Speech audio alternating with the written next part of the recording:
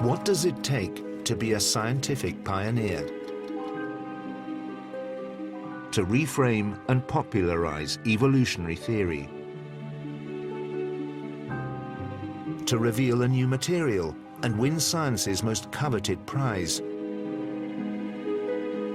Or discover one of paleontology's elusive missing links. Is the key to brilliance pure talent, ego, or just plain good luck? What makes a beautiful scientific mind?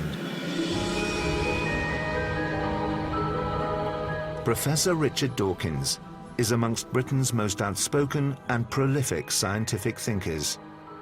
I don't think he's quite in the Oxford English Dictionary yet, but it's almost at that level. In the 1970s, he made his name with an explosive book that turned evolutionary thinking on its head. It was a wonderful and radical new vision set out in sparkling prose, and above it all, this wonderful, wonderful metaphor, the selfish gene. The book propelled him into the spotlight and gave Dawkins a platform to speak out as a ferocious critic of religion. Lord Jacobowitz is an educated man. He knows perfectly well the world was not created in 6 days. Richard gives definitive answers to things. If you don't like those answers, you're going to find it controversial, you're not going to like him. Sir, there could be many things that you know well, but please, in the process of it, don't be arrogant. How did Richard Dawkins become the most influential evolutionary thinker of a generation? And how did this lead him to assume the mantle of evangelical spokesman for atheism?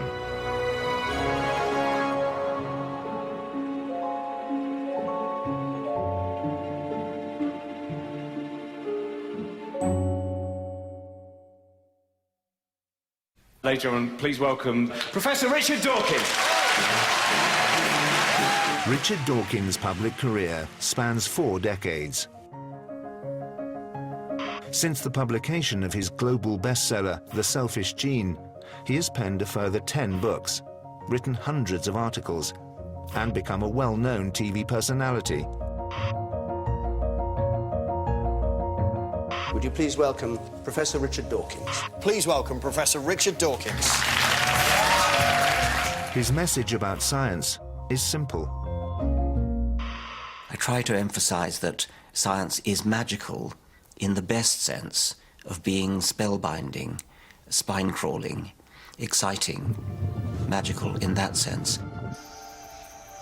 His thinking is defined by logic and by an insistence on scientific evidence. To say, I don't understand X, therefore it must be magic, or therefore it must be supernatural, it must be a miracle, that's cowardly and defeatist, lazy. And I try to rather strongly make the case against that.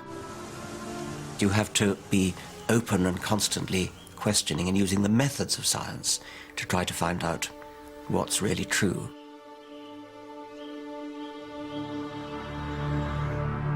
A zoologist by training, Richard Dawkins has spent a lifetime questioning the mechanisms of the natural world.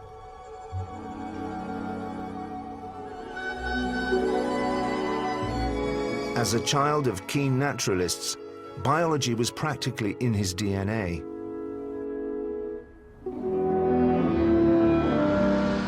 I grew up in what was then Nyasaland, now Malawi, until I was 7. Both my parents loved flowers when my sister and I were young, and when we went on walks, they would constantly be telling us the names of all the wildflowers, my father in Latin, my mother in English. And so we both of us had every opportunity to love nature. Perhaps surprisingly, Richard did not share his family's passion for animals and plants. I suppose it should have been a paradise for a young naturalist, and I did enjoy what I saw, and I loved butterflies and birds and things, but I never really developed properly into a young naturalist. I think perhaps a bit to the disappointment of my father, who always was, and his father, my grandfather. I remember on a visit to England, which we occasionally did, my grandfather looked out of the window and asked me whether I could identify a bird that was on the bird table. I hadn't the faintest idea. So I said, "Is it a chaffinch?" And grandfather was absolutely shocked that I didn't know that it was a blue-tit.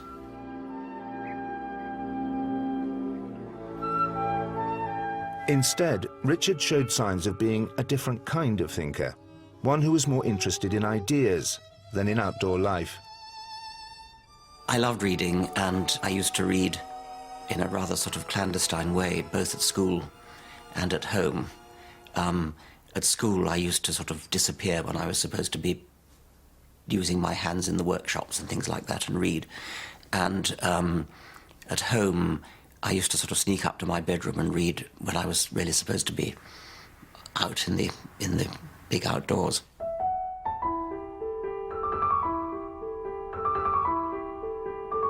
The natural order of things came alive to Richard, not through country walks, but in the pages of Hugh Lofting's Dr. Dolittle books. Dr. Dolittle is rather like Charles Darwin on the Beagle. All the plots of the Dr. Dolittle books concern animals and animal welfare, really, and I think that really did influence me in the direction of having a great sympathy for non-human animals.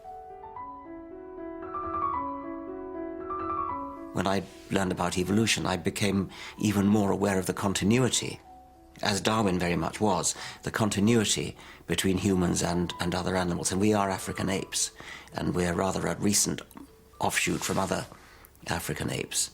And so the sort of great moral and political barrier that we tend to erect around Homo sapiens, as an evolutionist I can see is not logical.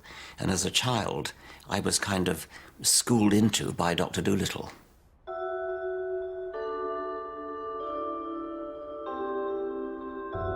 Though Darwin's theory of natural selection would come to form the bedrock of Richard's science, as a child, he did not immediately grasp it.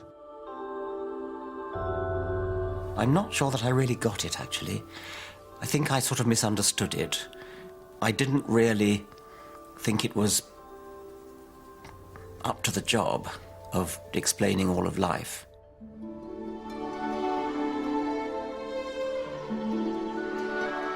It is interesting to contemplate an entangled bank, clothed with many plants of many kinds, with birds and with various insects flitting about, and to reflect that these elaborately constructed forms have all been produced by laws acting around us.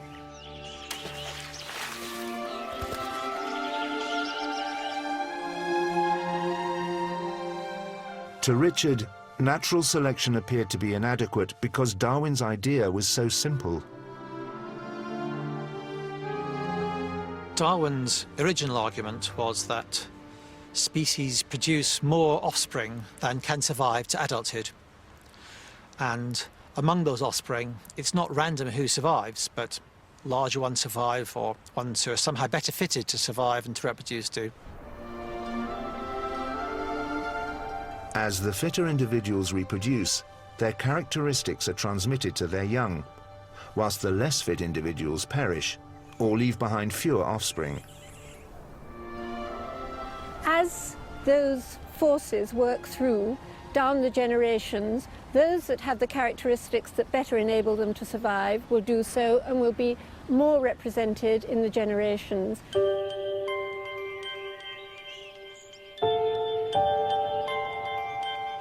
Natural selection takes place slowly, through tiny incremental changes, over vast spans of time.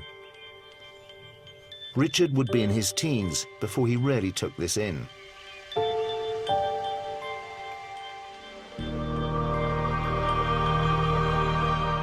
It was probably my father who explained it to me so that I first got it, and then fairly gradually became aware that Darwinian natural selection really was not just big enough, but hugely big enough. I mean, it was a really gigantically good idea.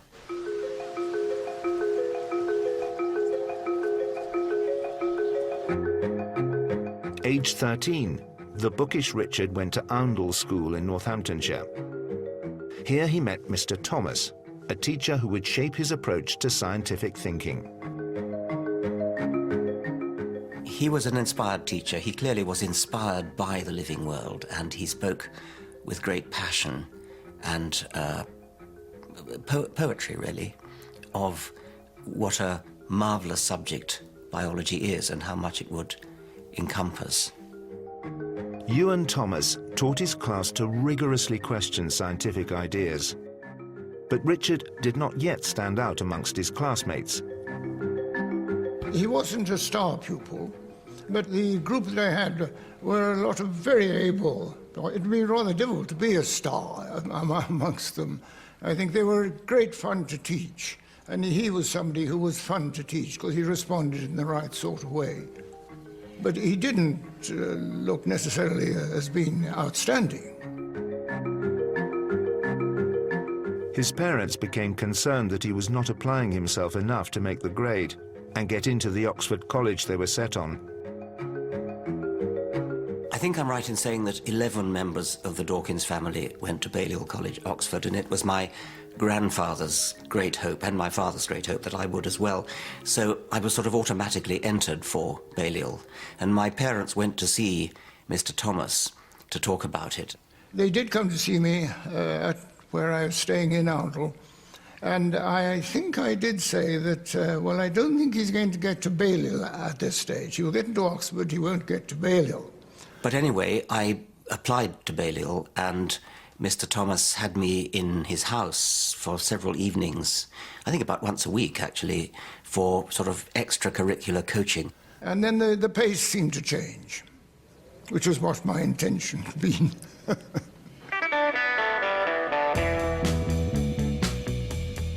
Spurred on by Mr. Thomas's hothousing, Richard rose to the challenge, and in 1959 he made it to Balliol College, where he would study zoology.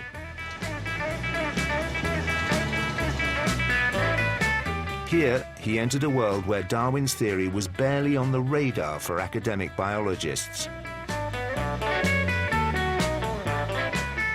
Darwin's theory has a curious history. People think of it as Darwin revealing it to the world in 1859, and then the Origin sailing forth and Darwinian theory being on top of science ever since. It wasn't at all like that. It actually went through a great decline. It's sometimes called the eclipse of Darwinian theory. And that started around the time that Darwin died in 1882 and went on until really past the middle of the 20th century. And during that time, it was deeply misunderstood, often ignored and reviled, but when it was used, it was not understood how the logic of it worked. As an undergraduate, Richard was less concerned with Darwin than with the meticulous detail of his weekly essays. He was developing a flair for writing and original thinking. The topics we were given for our weekly essay could well have been very specialized, narrow topics, and we were given the latest research literature on that topic, went into the library, one of the finest libraries in the world, and spent a whole week immersing oneself in this topic. And I did that to such an extent that I would kind of sleep, eat, and dream the topic, whatever it was. I never, ever just sort of produced a textbook answer. It was always my own take on something, which I absolutely adored. My tutors, they said they loved my essays. I don't know whether they were just being nice. His talent for refining and communicating ideas caught the eye of one tutor in particular, world-renowned animal behaviorist Nico Tinbergen. When I do this, you know at once what I mean. The angry face, the clenched fist, convey a mood of aggression. It's a simple form of communication. Richard graduated in 1962, and Tinbergen was so impressed by his abilities that he agreed to take Richard on as a doctoral student. I then became a member of his group on animal behavior, and that was a big turning point in my life. I mean, before I had tutorials with Tinbergen, I'd been going to do something biochemical, which I know would not have suited me. And so I'm very, very glad that happened. The doctoral subject Tinbergen set for Richard was the study of innate behavior in young animals, such as chicks. Richard immersed himself in the work. At that time, the Animal Behaviour Group lived in and worked in an old Victorian house in North Oxford. It was one of those very vertical houses with 2 rooms on each floor. And my memory of Richard was as one of the sort of senior, perhaps slightly austere figures in the group, but absolutely remarkable for his clarity of thought and clarity of expression. And that was one of the things that struck me right from the very beginning. The high spot of the week for me was the Friday night seminars, where we all gathered around, and Nico was there, and somebody gave a talk about their research. And Nico was quite relentless in his questioning. And I can remember one of these weekly seminars where a very distinguished scientist from Bristol University called John Crook came in to give the seminar, and he got through the first sentence, and Nico stopped him and said, "What exactly do you mean by that?" whatever it is he'd said. He never had a proper chair. He sat on an old orange box or something, chain smoking, rolling his own, chain smoking, getting up, pacing up and down, chain smoking, sitting on the old orange box, and interrupting quite frequently. Yeah, and then interrupt. That insistence on absolute clarity of thought must have had an influence on Richard's thinking, certainly had an influence on my thinking. And so in a sense, Richard was following in the Tinbergen tradition. I think I came away from that enormously enthused about science, about asking scientific questions, and feeling that science really was for me. Richard had found his vocation at an exciting time. Zoologists were returning to Darwinian ideas and beginning to wrestle with the question of how natural selection really worked. They knew that evolution favored the survival and reproduction of the fittest. But the fittest what? The fittest individuals, groups, or species? For Darwin, it was the individual. It is us. We reproduce. But in the 1960s, it became apparent that that view was not wholly adequate. It was very difficult to take that view and still account for some of the behaviors that we see out there in the natural world, especially altruistic behaviors. Behaviors where animals apparently sacrifice themselves for other animals. How could that be if individuals are programmed to survive and reproduce? The answer for many biologists was that the fittest groups of organisms survived and reproduced. If one wildebeest behaved altruistically to take care of another wildebeest's infant, the whole group would be successful and altruism would blossom. But other biologists thought this approach illogical.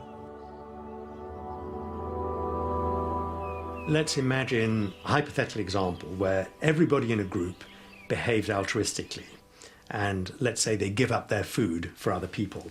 But that one individual in that group now behaves differently, behaves selfishly. So instead of giving up food, it grabs food from others. And food translates into survival and reproduction.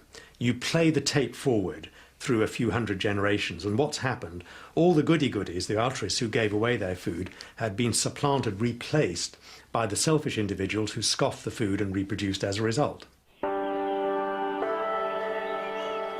An alternative theory was proposed by Bill Hamilton, an evolutionary biologist with a particular interest in social insects. He wanted to know why female worker insects take care of the colony when they have no chance of ever reproducing in their own right. He came to believe that the sterile workers were sacrificing themselves for the queen and male drones because they all contained the same genes. and he believed it was true not just of social insects, but of all biological organisms. The main thrust was the idea that animals share genes with their relatives. So if I do something for my brother, let's say, then the genes that cause me to do it will survive in him. And so there's a kind of, there is essentially a gene-centred process going on. If we took a gene-centred view of the world, we could explain some of those behaviors. Because it is the case that although we have our genes aren't uniquely ours, we share them with our relatives. What Bill Hamilton did in 1964 was to realize that what matters is not just reproduction, not just producing children, but assisting the survival of your own genes. Any gene that assists the survival of itself by working through sisters and brothers and nephews and nieces and so on, such a gene would propagate itself. Though Bill Hamilton published his work in the mid-60s, it attracted little attention. It was, I think, one of the most difficult papers to follow that has ever been written. So, although the paper was there, it wasn't having much impact. But Richard, now lecturing for Tinbergen at Oxford, had found his way through Hamilton's complex mathematics, and he brought the ideas into his 1966 course notes. I was immensely enthusiastic about it and brought it into my lectures. The 66 lectures were a eureka moment for me. I had this sort of semi-poetic vision of immortal genes manipulating mortal bodies, survival machines, as I called them, and throwing them away and then marching on down the generations. It's true. It's what happens. The thing about genes is that they're potentially immortal because they're copied and copied and copied and copied identically down through countless generations, and the bodies are thrown away. These were ideas Richard would later immortalize in The Selfish Gene. But for now, an emerging technology kept him from getting down to writing. He was still studying behavior in chicks and was swamped in statistics. What Richard needed was a way to process the data. He was one of the very early people into the use of computers. In those days, there was just one computer in Oxford, and you had to submit your job on punched paper tape, and then you came back the next day or maybe 2 days later and got the results, and you found a stupid mistake which you corrected, put back the paper tape, and came back with another stupid mistake, and so on. So it was a very laborious business. I learned how to program and became utterly intrigued by it. Richard was then in charge of a deep animal behavior group computer, which was about the size of a room and had about the calculating power of a mobile phone, or less than a mobile phone, in fact. But Richard was one of the very early adopters. I remember once I dreamed that I was a computer just chugging my way through, repeating and repeating and repeating and repeating, a sort of horrible nightmare of a night. And I got up very early at dawn. But anyway, the fascination of computers stayed with me. So I can remember Richard trying to teach all of us in the animal behavior group how to write computer programs in machine code, a string of zeros and ones. So he was a real pioneer in that field, and it reflects his logical mind and I think his interest in how things work.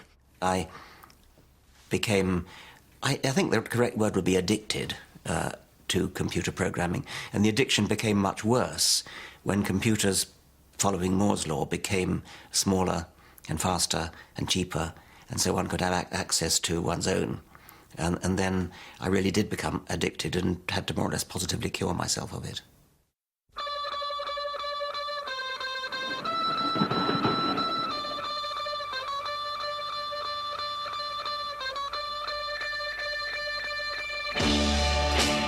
Richard was not only distracted by computers. In the late 60s, he took a lecturing post at the University of California in Berkeley.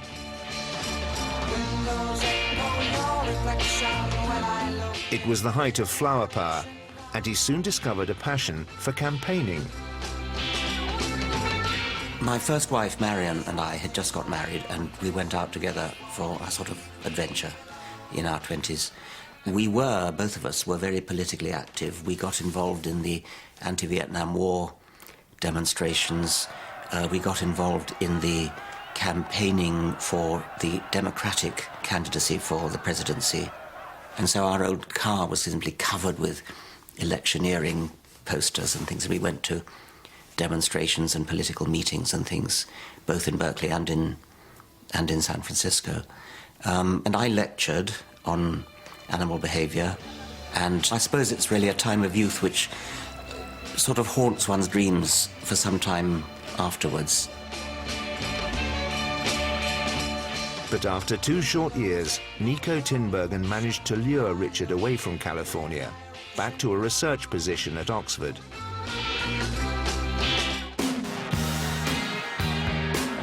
The England he returned to could not have been more different from sunny California. There had been fierce struggle between the police and pickets as the strikers tried to stop lorries entering and leaving. Britain was in the grip of industrial unrest. A miners' strike in the early 70s brought Richard's computer work to a standstill. There were constant power cuts, and it wasn't possible to do research that involved electrical apparatus.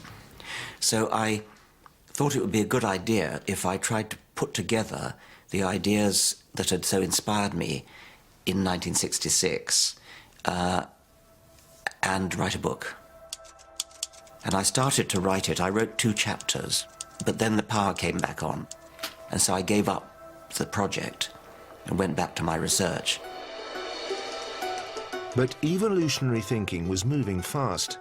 Like Bill Hamilton, who had inspired Richard in the 60s, other academics such as John Maynard Smith and Bob Trivers were also publishing papers about altruism and genes. Reading their work spurred Richard into action. It was the advent of the Trivers papers and the Maynard Smith papers in 1971, 72, 73 and 74, which goaded me into finally getting back to taking out my first 2 chapters out of the drawer and getting down to it properly. I think I felt, yes, I think that's right now, it's coming back to me. I think those extra papers, I really felt, gosh, this has got to be, I've got to get back to that book. This is so exciting. There's so much to add. So I wrote it in quite a frenzy of energy.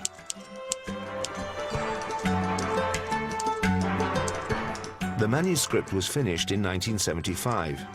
Now, it needed a title. And I remember Richard ran a little competition amongst us, his friends and colleagues, for the title of the book. And my submission was Immortal Coils, which I think he used as one of the chapter headings, but he stuck with his own idea as the title of the book. The title Richard chose was The Selfish Gene. I called the book The Selfish Gene because if anything is a selfish entity maximizing its own survival, it is the gene. You don't want to talk about the selfish organism and the selfish individual because most of the time, not most of the time, a good bit of the time, organisms are being altruistic. They're driven to be altruistic by the selfish genes. It was this now iconic title that appealed to publisher Michael Rogers at Oxford University Press. So Michael asked if he could see what I was working on, and I gave him some chapters. And I was phoned up and he said, "I must have that book." And he then, nothing would deter him. I mean, it was absolutely, it was sort of, I don't know what you'd call him, like a bull charging. I started reading and I couldn't stop. It was so good and it was so brilliant and I was completely, absolutely gripped and I thought it was so wonderful. And from then on, I couldn't sleep for worrying that we wouldn't get the book. I wanted to publish this book because I thought it was going to be important and it was going to do really well. The book was a huge success. Dawkins' gift for distilling ideas and communicating them had come together in one seminal piece of work. It gave a radically new view of the world. It was a view that we are just vehicles for our genes. It's the genes' interests that matters. It's not us. And that, he showed, has all sorts of unintended consequences for the way in which we think, new consequences for the way in which we view human behavior.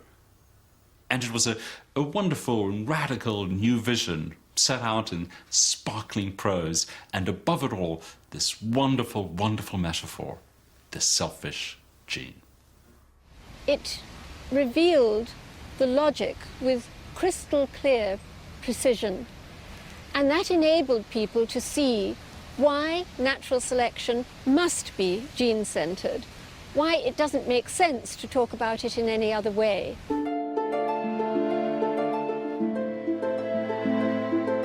Richard was, in a way, taking ideas that existed, but making us look at them in a different way, viewing them through a different window, through the window of the selfish gene. It was just the beauty of the way he expressed the ideas was absolutely riveting and, I thought, overwhelming for me, captivating, as somebody who knew a lot about the ideas but hadn't really seen them expressed in exactly that way before. It's stunningly right, it's stunningly clear, it is the most extraordinary book.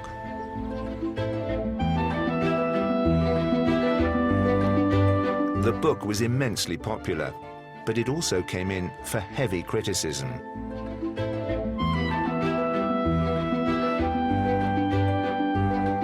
Some biologists argued that the selfish gene was wrong because genes do not code for any specific characteristics of an organism.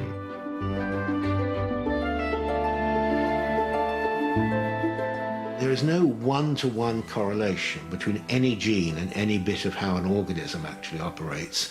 Many genes are involved in the expression of any feature in the organism, and each gene is involved in many, many different aspects of how an organism is. And once you don't have that one-to-one correlation, it cannot be that the gene is the unit of selection in this sort of way.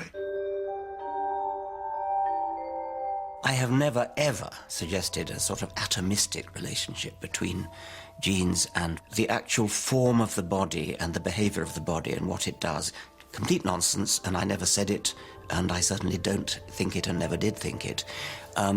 My emphasis on genes is strictly an evolutionary emphasis, that the gene is the level in the hierarchy of life at which natural selection acts. It is the gene which survives or doesn't survive. That's my emphasis on the gene.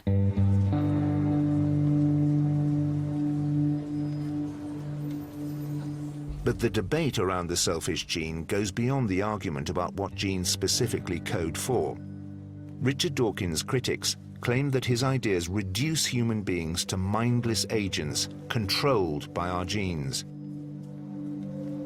You can't say, as Dawkins did in The Selfish Gene, that organisms are simply lumbering robots, passive vehicles, whose only function is to help a gene transmit itself into the next generation. This gene-centered, gene metaphor way of describing the world is what I would call genetic determinism, what many people call genetic determinism. Genetic determinism is the notion that if there is, in quotes, a gene for altruism or another gene for another kind of behavior, somehow that means that the genes determine everything in our bodies and the way we are, and we have no liberty to change things, no free will. It's the idea that our genes rule the show. If we have a natural disposition to be nasty, then we'll be nasty whatever, and there's nothing that we can do about it. This is a deep, deep misunderstanding. There is absolutely nothing fixed about our behavior. Look around us, we can see that it's not fixed. We can see that we respond in different ways.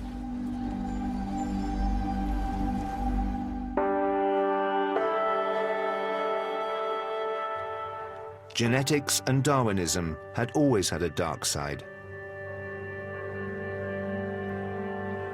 Natural selection had long appealed to those who wanted to use it as a justification for weeding out the less fit members of society. Not all mental deficiency is hereditary, but heredity accounts for more of the mild, feeble-minded types, such as you see in this group of men exercising in the grounds of the institution. If carefully trained, they can be taught simple routine tasks. But it would have been better by far for them and for the rest of the community if they had never been born. If we want to maintain the race at a high level, physically and mentally, everybody sound in body and mind should marry and have enough children to perpetuate their stock and carry on the race. Post-World War II, eugenics had fallen from favour. But in the 70s, extremist groups like the National Front perpetuated the notion of racial purity. They seized on the selfish gene as an intellectual defence of their ideas. A warm review appeared in the journal published by the National Front. One result of kin selection is a tendency to identify with individuals physically resembling oneself and to be nasty to individuals different in appearance. Dawkins hit back against what he saw as the political hijacking of his work. Some people completely misunderstood what's implied by a book I wrote called The Selfish Gene. On the right, we had various writers from the National Front and French equivalents who saw the idea of the selfish gene as chiming in very much with their own rather nasty political philosophy. On the left, on the other hand, I remember being blamed in a magazine article by one influential left-wing writer, almost personally blamed for the election of Mrs. Thatcher in the last general election.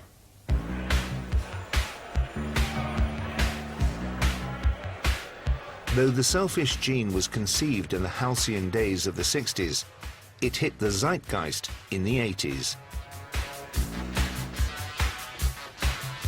Many still see it as a justification for a greedy, self-serving society. During the 1980s, Thatcherism, free market economics, what I call selfish capitalism, was in urgent need of some kind of profound intellectual justification, a deeper argument to justify it. And it's interesting that The Selfish Gene didn't become a best-selling book, one that was read widely by the public rather than just by a few academics, until the 1980s. During that time, it was interpreted as suggesting that it's natural to be selfish, that it seemed to be a justification for the idea that greed is good.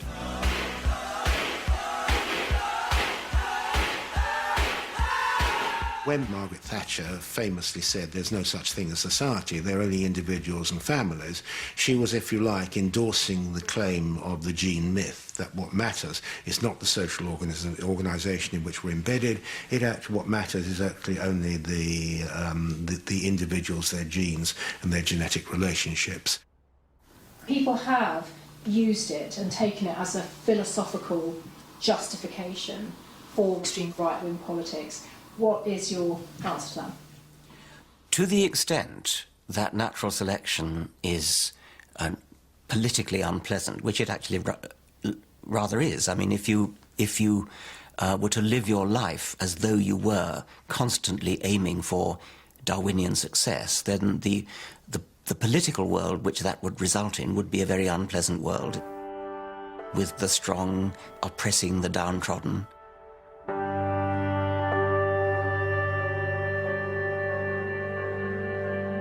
We can emancipate ourselves politically by saying, I want to live in a kind of society which is very far from Darwinian natural selection. I'm a passionate Darwinian who believes that it's Darwinian natural selection that's given us our bodies and our brains. But I also believe that our brains have become big enough that we can rebel against that.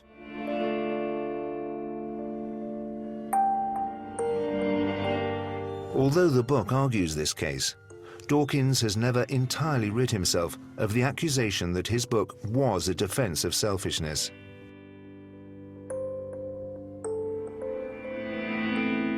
It is a lesson that sometimes people will read a book by title only and omit to read the rather large footnote, which is the book itself. The book could have been called something like The Selfish Gene and the Altruistic Individual, or even just The Altruistic Individual. That would have been a bit long.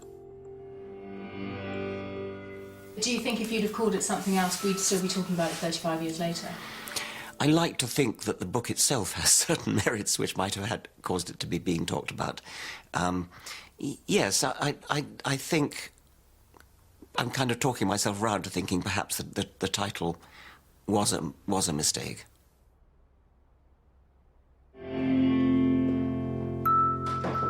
But for Richard Dawkins, the disputes around the selfish gene are also a lesson in the importance of scientific freedom. You cannot govern science by saying if it's suggesting something to you that's politically or morally or emotionally unpleasant, therefore it mustn't be allowed to be true. The great John Maynard Smith once satirized a left-wing scientist who was objecting to some scientific principle on grounds that it was unpleasant, more or less just that, politically unpleasant.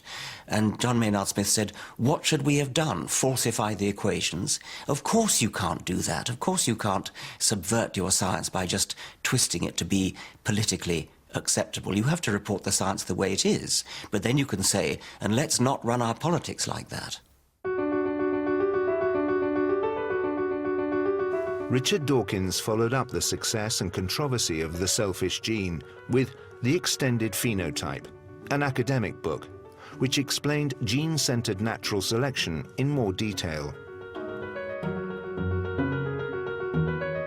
But it was his next book, The Blind Watchmaker, which would set the stage for his role as a defender of science against the claims of creationists.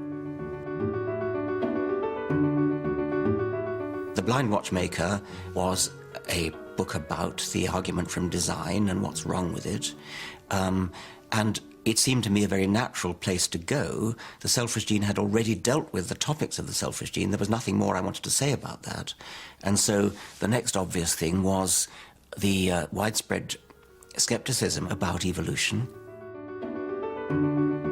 Creationists believe that the complexity of nature can only be explained by the work of a creator.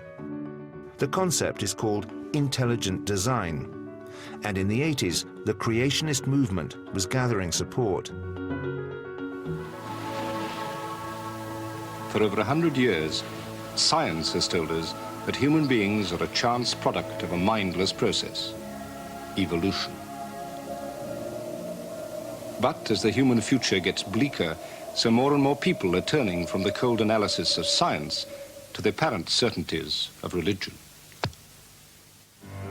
I'm no kin to the monkey, no, no, no. The monkey's no kin to me. I don't know much about his ancestors, but mine didn't swing from a tree. It seems so unbelievable, and yet they're saying it's true. A new battle for the literal truth of Genesis is being fought out on the campuses of American high schools. It's an attack on what's being taught in science classes. Kelly Seagraves is a fundamentalist Christian with 3 children at school. Earlier this year, he took his battle with the school authorities into the law courts. We believe in the home and in our church that God created man as man. Now, I send my son to school and I tell him that, you know, you're going to get an education here and I want you to listen to the teacher. And I find that the teacher's teaching things in opposition to our faith. In the book and the TV version of The Blind Watchmaker, Richard Dawkins led the charge against what he sees as the false scientific claims of creationism, like the idea that men and dinosaurs walked the earth together. These two have been interpreted as a man's 2 feet standing together. This one is a very large foot with the big toe there and the other toes going around here and here. Although why Cretaceous man should have stood with his legs like that requires a little bit of explaining. These are the kinds of slight, unimpressive resemblances that can be produced by chance alone, by the random forces of physics alone. But there are things in the world, living organisms, you and me, that are so complicated they are vastly too improbable to have been brought about by chance alone. Dawkins became a tireless promoter of evolution, arguing the case that only natural selection could produce such complexity. This is a flatfish, a halibut. Its ancestors once swam normally in the water like a normal fish does, like that. But the ancestors of the halibut settled down on the bottom of the sea, one side down. But when it did that, the ancestor found that one of its eyes was looking straight into the sand. Only the other one was looking up. And so gradually in evolution, the other eye, the one that was looking into the sand, migrated round the side of the head and came up to the top. Now, anybody who was going to design a flatfish wouldn't do it that way. For Dawkins, this kind of adaptation is key evidence for evolution. And an insistence upon evidence defines his thinking. In a 2003 book of essays, Dawkins even published a letter he had written to his daughter Juliet, stressing the value of critical thinking. Next time somebody tells you something that sounds important, think to yourself, is this the kind of thing that people probably know because of evidence? Or is it the kind of thing that people only believe because of tradition, authority, or revelation? And next time somebody tells you that something is true, why not say to them, what kind of evidence is there for that? And if they can't give you a good answer, I hope you'll think very carefully before you believe a word they say. I was trying to tell her how to think about certain things, not what to think, but how to think. And I was trying to encourage her always to demand evidence. So we know something only when there's evidence for it. And I was particularly trying to warn her, trying to guard her against various wrong ways of thinking that you know something, such as tradition. You should never say, our people have always believed X, so you should believe X. Authority, you should never say, Professor so-and-so believes X, therefore you should believe X, or your priest believes X, so you should believe X. Or revelation, I have this inner conviction that X is true, therefore you should believe X. No, the only reason you should believe X is that there's evidence for X. It is ultimately this passionate belief in the importance of evidence which has fueled Richard Dawkins' most controversial role as an outspoken advocate of atheism. In 2006, he published The God Delusion, a polemic against religion. It became his fastest-selling book and pitted him head-to-head with the religious establishment. Richard's really had two careers. His career as a very successful writer on evolutionary biology. I mean, the most influential figure of his generation, I would say, in broader public terms, and one of the most influential in the scientific community. But then he's had this other career as a promulgator of a proselytizer for atheism, which I think stems very much from the same kind of logical clarity of thought that he's used in his biological work to say, well, what actually does it boil down to? What is religious belief trying to explain? Dawkins sees this militant opposition to religion as a natural progression from his scientific roots. Right from certainly before the time I wrote The Selfish Gene, I have been every bit as militant an atheist as I ever became. And the perception of The God Delusion as a militant book is really because it is a book that's all about religion. And my other books only touched on religion peripherally. But if you look at The Selfish Gene, you'll find phrases which are just as militant as anything you'll find in The God Delusion. It's just that that wasn't a book about religion, whereas The God Delusion is. Richard Dawkins has campaigned tirelessly to promote science over religion. Religion is part of a complex of supernatural beliefs that are founded on lack of evidence, and astrology, homeopathy, all sorts of things like that. And it could be said that some of these are harmless. I don't think it's harmless. There is something insidious about training children to believe things for which there's no evidence. And so an uncritical, kind of too open-minded, so open-minded your brains fall out attitude is a great pity, because it means you miss such a lot. And merely to say that religion is harmless isn't good enough. And he has taken every opportunity to publicly attack religion in the strongest terms. The God of the Old Testament has got to be the most unpleasant character in all fiction. Lord Jacobowitz is an educated man. He knows perfectly well the world was not created in 6 days. There is nothing special about the Bible. Yes. Richard gives definitive answers to things, and if you don't like those answers, you're going to find it controversial, you're not going to like him. I'm rather less interested in what people think than in what's true. The human brain is extremely good at making things up. The age of the Earth, 5,000 years, I mean, that is, I'm sorry, Rabbi, that is ridiculous. People find him argumentative because he doesn't suffer fools gladly, and he is rapier-like in his ability to pick up a hole in your argument. And some people find that uncomfortable. I'm looking for God. Well, which God? I mean, why not Jupiter? Why not Zeus? Why not Thor? You're a Taurian, you have great gravitas, you find change anathema. You're Venus ruled, that's why you've got those rather lovely kissy lips. Honour your time. Richard Dawkins, where would you put astrology on the scale of belief? Somewhere among fairies. What if you're wrong? Well, what if I'm wrong? I mean, anybody could be wrong. We could all be wrong about the flying spaghetti monster and the pink unicorn and the flying teapot. What if you're wrong about the great juju at the bottom of the sea? Nobody not brought up in the faith could reach any verdict other than barking mad. Sir, there could be many things that you know well. There are other things that you don't know well. But please, in the process of it, don't be arrogant. Many of Dawkins' critics believe that their own spiritual experiences are proof enough of God's existence, and that Dawkins treats their faith with a lack of respect.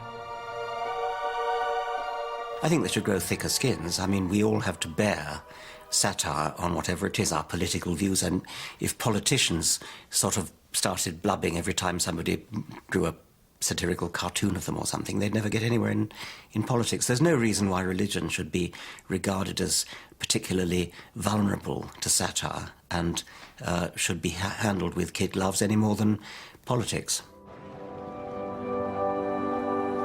But a powerful argument against Dawkins is that he does not appreciate the deeply consoling role religion plays in human life. Science and religion are performing very, very different roles. They're setting themselves very different questions, and they have very, very different ways of answering them. What religion does is generate narrative structures. We're storytelling animals. That's what human beings are. They need stories.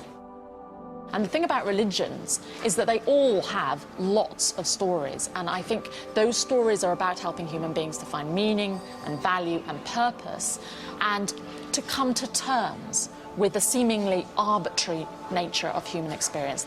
I can see why you might want to find something consoling. I can see why you might want consolation. I can see why you might want to take a drug that consoles you, or why you might go and cry on a friendly shoulder and get patted and hugged and get consolation from that.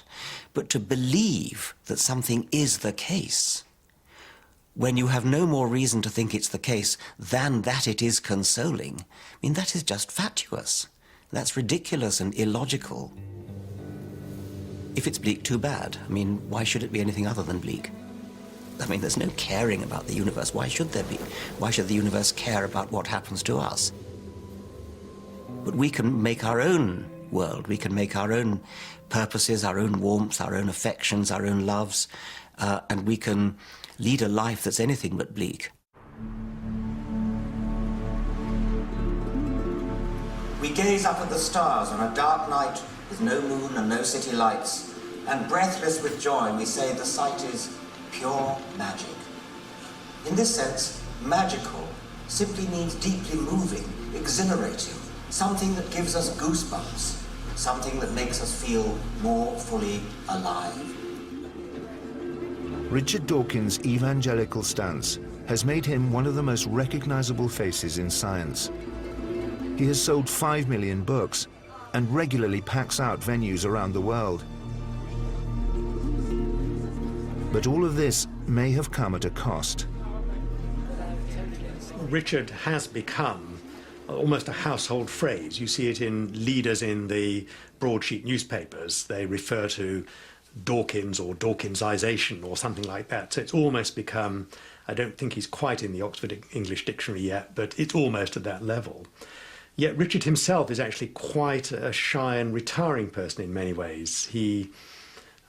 I suspect he probably finds it quite stressful to be continually on public platforms as he is. And whilst many revere him, he has also faced very personal criticism. His email inbox has at times been flooded with hate mail. People regard any attack on their religion almost as though I'm saying they've got an ugly face or something. It's a personal attack on them. And I think that they feel cornered. And so they lash out with personal attacks, what amount to personal dislike.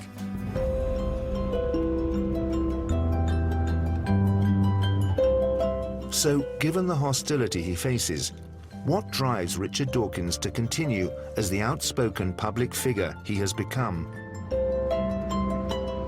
Richard keeps on going. I mean, his messages about evolution, his messages about religion are very well articulated and have been presented many times, but Richard keeps on going. And one might wonder why that is, what drives him. I think it's passion and it's belief that he has got an important message to put across. The true understanding, the scientific understanding of the nature of existence is so utterly fascinating.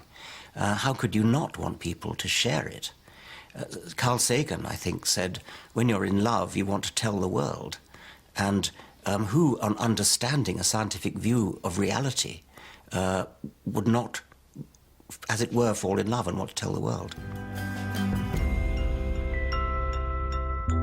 And at the age of 70, he shows no sign of giving up on his desire to understand the wonders of the universe and communicate them to others. Different people have different ways of responding to the thought that they're very lucky to be alive. For me, it seems to suggest a great responsibility to make the most of it. I mean, extremely lucky to be here. The odds against your being here are far greater than the odds against your winning the lottery. So be thankful and spend your time, your brief time, under the sun, looking around and rejoicing and wondering and being fascinated and trying to understand everything about the universe in which you're so fortunate to be born. It's all too beautiful. It's all too beautiful. Our brand new series, The King and the Playwright, continues here on BBC4 on Monday at 9. And coming up next tonight, another gem from the back catalogues of Parky and his interviews with David Niven. That's where I've been. What did you do?